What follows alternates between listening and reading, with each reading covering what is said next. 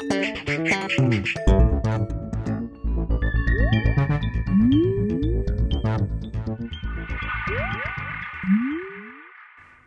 everyone and welcome to The Vortex, where lies and falsehoods are trapped and exposed. I'm Michael Vorse. When we talk about dissent in the church today, it centers around one major theme: the denial or the downplaying of the divinity of our blessed Lord.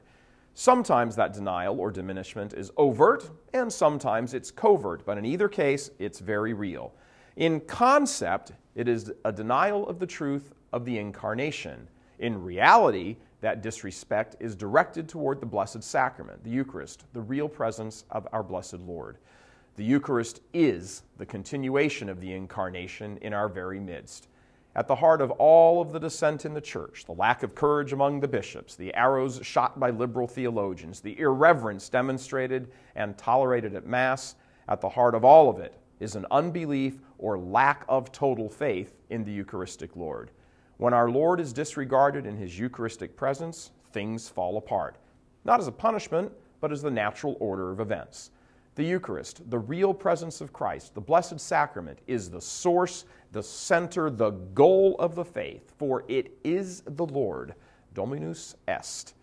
When things fall apart to the huge degree they have, you need look no further than a denial of Christ to explain it, the denial of His divinity, a betrayal of the Eucharistic truth. Those two things are bound up with each other. To deny the real presence is to deny the divinity of Christ. To disregard or downplay the real presence is to disregard or downplay the divinity of Christ. Does anyone really believe that the reason tabernacles have been shuffled off to the corner or side altars or down the stairs, around the corner, down the hall, is because the people in charge really believe that that's Christ? If Christ is the center of your parish life, then He should be geographically at the center of your parish. This is not only common sense, it's just plain old intuitive. Who goes to a performance only to watch the main attraction way over there on stage left?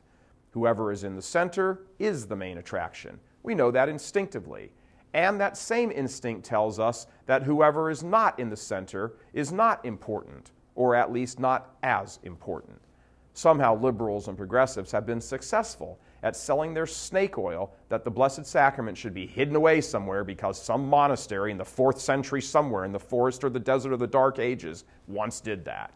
Hey, liberals, shout out to you. That is Jesus Christ, and just because you refuse to acknowledge it, leave the faithful alone. But then again, these liberals and progressives are less concerned about God than they are man, and specifically themselves. If you're going to pick one thing to have a battle in over your parish, start with getting the tabernacle and thus the Blessed Sacrament moved back to front and center where He belongs. But be prepared for holy hell from the entrenched dissident crowd. You have to understand that this crowd are really modern-day Arians, the descendants of the 4th century priest who praised Jesus as a great man but denied His divinity. In their faithless reasoning, they must deny or de-emphasize Christ in the Eucharist because of all that flows from it. They are doing much the same as Luther did. And that's why much of the liturgies they get their claws into look and feel Protestant. Here is how they reason. We must deny or downplay the Eucharist as divine because that elevates the priesthood to a special category unto itself. It's called holy orders.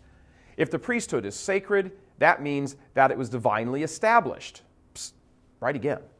Since the priesthood derives from the church, that means the church has an authority given to it by God. And if that's the case, we liberals and modernists and progressives are wrong when we challenge that authority. You betcha. So we need to undermine the authority of the church and thus produce our own teachings and interpretations by undermining belief in the real presence. We will do that by undermining the Mass itself. Well, they have certainly done that. The plan? Shuffle Jesus off to the corner, make the priest, the presider, the star attraction, just like Protestant ministers. Sing Protestant hymns, give Protestant sermons, applaud like Protestants, carry on like Protestants, and soon enough, the Catholic stuff will just fade away, and so will the faith. Bravo, Protestant Catholics, well done. But now it's our turn. Take a seat. Catholics, get in the game. Realize that your Catholic faith has been slowly stolen from you, like inflation destroys your retirement savings. When you go to cash in, there's almost nothing left. These modernist Catholics don't want Christ at the center because at the end of the day, they simply don't believe in Him. He's not their God. They have created their own Christ, who is not divine. He's a sham, and they cannot stand having the authentic Christ in their midst. Go to your parish and restore him to the center where he belongs. If they refuse, leave. Take your family and your money and go worship him where they do acknowledge him. God bless you. I'm Michael Vorse. Please help us keep delivering these kinds of messages that so desperately need to be heard and acted on. Join RealCatholicTV.com today as a premium subscriber. Become immersed in the faith established by Jesus Christ. The Catholic Church is the only hope against evil because that is its God-given mission. As our Lord said, apart from me, you can do nothing. Join RealCatholicTV.com today as a premium subscriber and come to learn and love Christ more deeply.